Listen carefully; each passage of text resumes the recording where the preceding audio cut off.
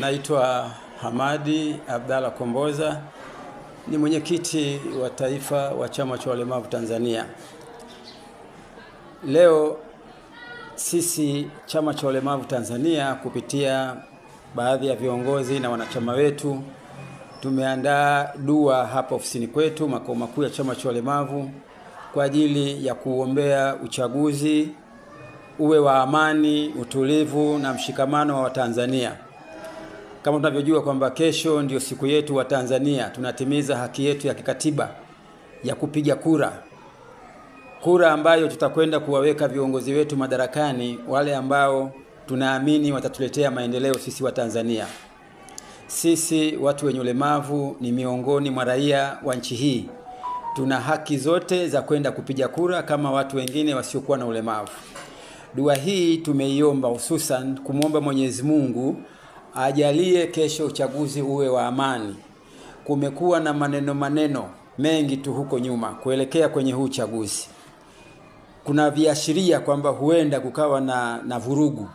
Na mara nyingi chaguzi nchi mbalimbali zinapofanyika chaguzi, basi ni mara chache sana nchi ambazo zimeendelea kukawa na amani na utulivu ndani ya nchi. Kwa hiyo sisi wa Tanzania na hususan sisi watu wenye ulemavu tunapenda nchi yetu iendelee kuwa na amani na utulivu. Kukusanyika kwetu sisi hapa pia ni kwa sababu kuna amani. Mambo yetu tunayoyafanya, tunatoka nyumbani tunakwenda kwenye shughuli zetu mbalimbali kwa sababu kuna amani. Kunapokosekana amani, basi kwa kweli nchi itakuwa haikaliki. Kutakuwa na vurugu, kutakuwa na shida, kutakuwa na matatizo. Hatuwezi kupata mahitaji yetu muhimu. Mtu hawezi kutoka sehemu moja kwenda sehemu nyingine kwa sababu tayari kutakuwa kuna vurugu. Na waathirika wakubwa ni sisi watu wenye ulemavu. Na ndio maana leo hii tumekusanyika kumwomba Mwenyezi Mungu ajalie uchaguzi huu ufanyike vizuri, kusiwe na manunguniko, kusiwe na maandamano, kusiwe na vitisho, kusiwe na vurugu.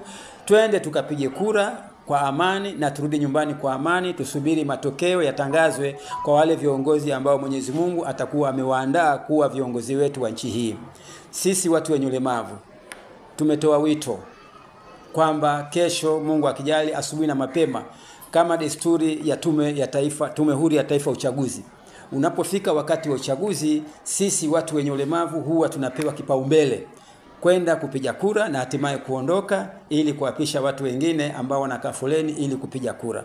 Kwa hiyo sisi watu wenye ulemavu hatuna sababu yoyote ya kuchelewa asubuhi kuamka mapema na kwenda kupiga kura na tukarudi nyumbani mapema. Nitoe wito kwa watu wenye ulemavu, tujitahidi sana mpaka ikifika saa 4 basi tumekushamaliza kupiga kura, kutimiza haki yetu ya kidemokrasia.